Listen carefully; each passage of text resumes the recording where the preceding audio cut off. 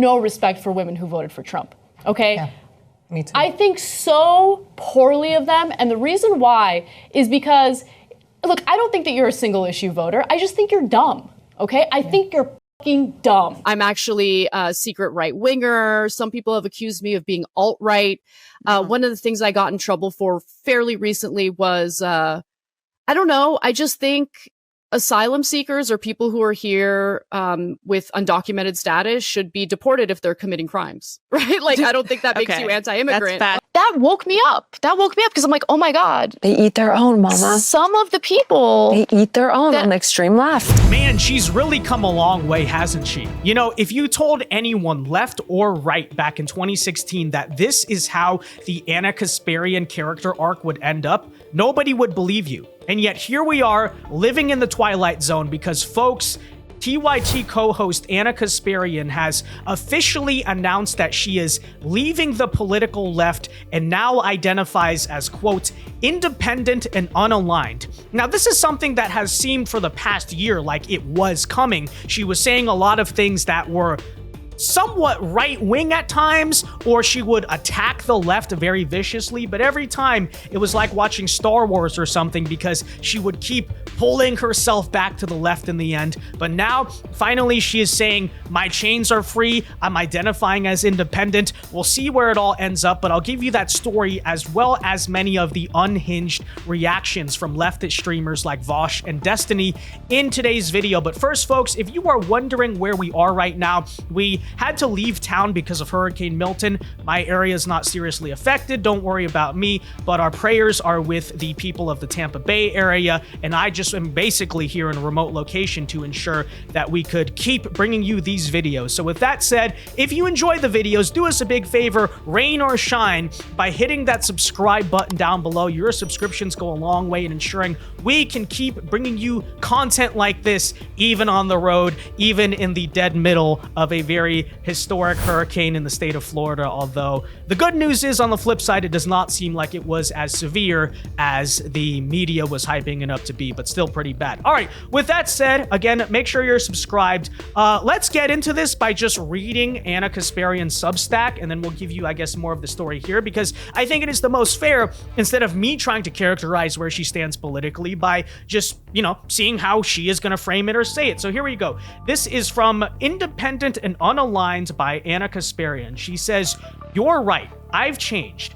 After Trump came onto the political scene in 2016, us versus them, the mentality there immediately took shape. Anyone who refused to resist Trump was seen as a threat to the country, and I was fully on board with that mindset. It all felt righteous at first, but eventually the tactics deployed to fight Trump became repetitive, boring, and ultimately fruitless. Polling shows that he has increased his support among Black and Latino voters despite wall-to-wall coverage on his unsavory, racist, or bigoted remarks. Several years of media raising alarm over Trump's threat to democracy has only resulted in a tight presidential race between himself and Kamala Harris." She goes on here to essentially say that I'm done, first of all, with the Trump derangement syndrome. So I can't help but acknowledge that the only thing that was accomplished by resisting Trump was less understanding and more division among Americans. Gee, you're telling me. I personally became reluctant to challenge my side or engage with voters who disagreed with me. In turn, I became less knowledgeable about the people and the world around me. I saw Republican voters as an evil monolith, and that was a big mistake.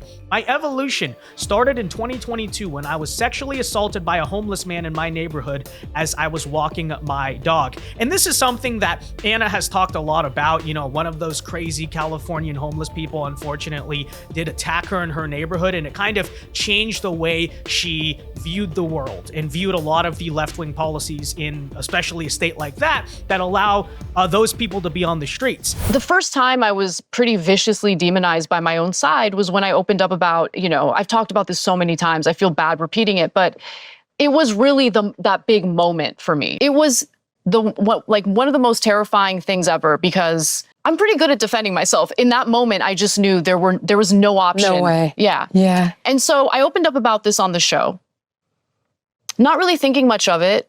And before I know it, I'm starting to get these messages, and it's like really, really harsh stuff.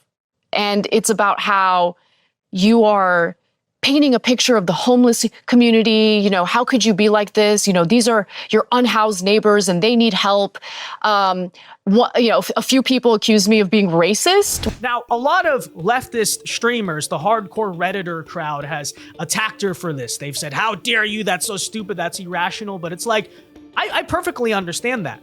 Right? And I don't think it's unreasonable either, because there is a political connotation to the exact experience that happened to Ana. This is not just something randomly bad happened and suddenly she's a right winger. Okay, you have this traumatic experience that, yes, does make it personal for you, but there's also the political connotation that it's a lot of Gavin Newsom's progressive policies that left this guy on the street, and these are the real world consequences. So to me, yeah, could you say it's allowing personal experience to some extent to dictate decisions? Sure, but it's valid, right? It's completely real to me, and ever since this moment, that's part of what gave Ana her character arc, and I perfectly understand it. I really do, because ultimately, what is politics? What is policy actually about? Okay, we like having these debates on the internet and stuff, but really, it's about things that affect the real world, right? How do we want to structure society? How do we want life to be for the people of our country?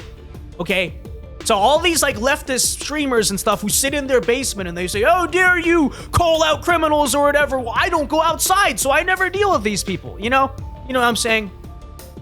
Anyways, let's get back into reading this again. But it's a real world experience that has, I think, a valid reason to change your mind about something. Anyways, I was told by that publicly sharing what had happened to me, I was stigmatizing my, quote, unhoused neighbors. So that's what leftists were saying on the internet to her. And, you really wonder why she took a look at that and said, these people are crazy. I don't want anything to do with this side of the political aisle anymore. Well, that's probably a big part of the reason. Other accused me of feeding into racist tropes because they assumed that my attacker was black, but I never even disclosed the man's race. He was white. Oh my gosh, this is great. Okay, not only did I suddenly see the flawed thinking of some on the left, I also witnessed their cruelty and hypocrisy in real time. These terrible traits that I had associated solely with my political opponents were obviously not exclusive to their tribe. I was stupid for ever thinking that was the case. That doesn't mean everyone on the left thinks or behaves in the way this small group of lunatics do. Far from it. But it does mean that there are factions and flaws on both sides of the aisle, and nobody has a monopoly on the truth, which I think is fair enough. Then there was the insane reaction to one of my tweets in March 2023, and this is the whole thing where she said, "I'm a woman, please don't ever refer to me as a person with a uterus or a birthing person. How do people not realize how degrading this is? Blah, blah, blah." And she says, "All hell broke loose after I posted these words. Most friends, quote unquote, in left-wing media didn't bother reaching out privately to discuss their disagreement with my personal preference. Instead, many self-described socialists took it upon themselves to profit from conflict by publicly attacking me with monetized videos." Yeah, they always eat their own, right? Is that exactly shocking? I don't think it's exactly shocking. A smaller leftist YouTube show put out 5 separate videos skewering me about the tweet while conveniently erasing the advocacy I had done on behalf of transgender community throughout my career. They even went as far as drawing a link between my tweet and trans suicides, which sadly was not the most unhinged outcome of the debacle. TYT's volunteer YouTube chat moderators quit over the tweet, and someone even reported me to human resources over at the Young Turks. An on-air transgender contributor even resigned from the company after being urged by online mobs and leftist shows to do so. Curious that not one of those shows hired her after she took their advice. Gosh, I really can't imagine why they're supposedly the side of joy, right? That was what the DNC was all about, joy. Do these seem like very joyful people? Okay. I think there's a perfect, again, there's the logical reasons. There's the political reasons she is giving. But part of me has to also imagine that Ana is just fed up with a lot of these people because they're just straight up crazy. And they just straight up have a lot of issues. Okay. She's arguably like one of the most normal people, I guess, in that left-wing media sector, and that's why she has felt so homeless for, I guess, a long time here. I never apologized for that tweet, and I never will. That whole experience forced me to come to terms with the intolerance on the left, and it allowed me to publicly reject the ideological shackles that kept my world small and less informed. Today, I'm less certain and more curious than I was 4 years ago. I've made humiliating mistakes while covering political news because I previously was unwilling to consider or understand the perspective of Americans who vote differently from me. So she's now starting a whole new like podcast and project called Unaligned that's supposed to hear from both sides and have like open dialogue and stuff. So she says, I'm hungry for dialogue, a space for in-depth analysis and a judgment-free zone. That's what I plan to do here. Every week I will provide subscribers with 2 or 3 written pieces that dig into, trying to find the truth rather than promoting a political side. And here's the big one, a weekly podcast in November that will feature long-term discussions and debates with guests from all walks of life. So she's starting her whole new independent thing here. Now, of course, I'd have to imagine the question on most people's minds is, where does Cenk Uygur stand on this? Where do the Young Turks stand? Because this obviously makes the entire thing pretty awkward. They are a proudly leftist outlet. That's what they're all about. Will she be fired because of this? Do we have another Dave Rubin situation on our hands? Well, in my opinion, that waits to be seen. But for now, Cenk is, and credit to him, saying Ana is staying. She's completely safe. We're fine with differences of opinion. This is actually what he said about it. He said, for extreme leftists or whoever you are and whatever you'd like to call yourself, who would like me to fire Ana Kasparian for being open-minded instead of agreeing with you 100% of the time as you demand, here's my answer. No, F off. So his answer to the leftists that want to cancel Ana, his co-host, and they've been friends for years, is F off. And he says here, Young Turks on YouTube every night at 6 p.m. Eastern time for an open-minded show that is honest about anyone and everyone. Now, what I will say in fairness is, that's a good answer, obviously, but it's also the answer for now, right? Who knows how long this lasts? We saw the Dave Rubin story back then and how it might end up, and things will get awkward. So I'm not saying that Ana is going to get booted off of TYT, but I would also say, well, see where it all ends up. Let's see how this plays out in the end. The majority of the left wing is perfectly reasonable on this. Are they? You and I might have a disagreement here, Cenk. Yeah, we have a massive disagreement. You give those tiny little leftist streamers way too much They're credit. not tiny little leftist streamers, Cenk. Hassan called the city council member racist for helping this woman move out of that. But like, that's not a small streamer. That's a huge streamer. That's not a small person. Okay, I mean, do you get what I'm saying? I mean, what are we going to get into this now? But expectedly, much of the leftist community is absolutely losing their minds over this. Take a listen, for instance, to the reactions of Destiny and Vaush. Ana Kasparian has left the left. My God, that literally no one could have seen coming. Holy. I suddenly see the flawed thinking of some of the left. I also witnessed their cruelty and hypocrisy in real time. These terrible traits that I had associated solely with my political opponents were obviously not exclusive to their tribe. I was stupid for ever thinking that was the case. That doesn't mean everyone on the left thinks or behaves in the way this small group of lunatics do. Far from it, but it does mean that there are factions and flaws on both sides of the aisle, and no one has a monopoly on truth. Then there was the insane reaction to one of my tweets in March of 2023. I'm a woman. Please don't ever refer to me as a person with a uterus, birthing person, or person who menstruates. How do people not realize how degrading this is? You can support the transgender community without doing this shit. This is true. Man, this is just another it's just another thing. I don't know what to say. People do this. People get like mind rotted. Basically, you have a bad experience with a group of people and then you decide to become the exact opposite politically. I understand why people do it. It's just kind of sad, I guess.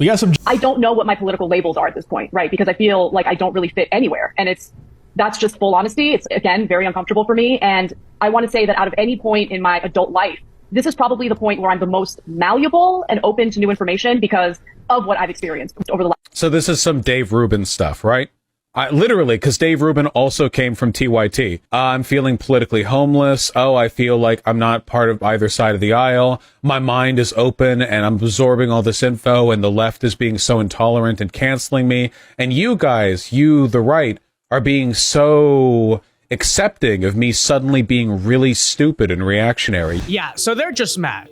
Right? They're just totally coping and seething. That is exactly what you are watching right now. But honestly, I gotta say, okay, it's one thing to kind of have a moment of political epiphany, but you feel very pressured, which I'd have to imagine Ana Kasparian does feel, right? She works at a leftist company.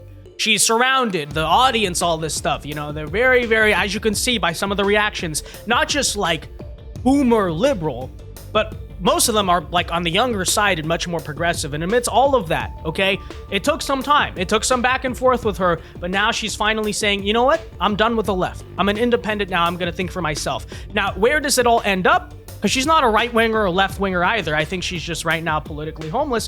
Wherever it ends up, I don't know. I'm not here to make predictions in that regard, but I do have to say it takes a lot of courage. It takes a lot of bravery to wake up and think for yourself. I think a lot of us in our lives had that moment at one point.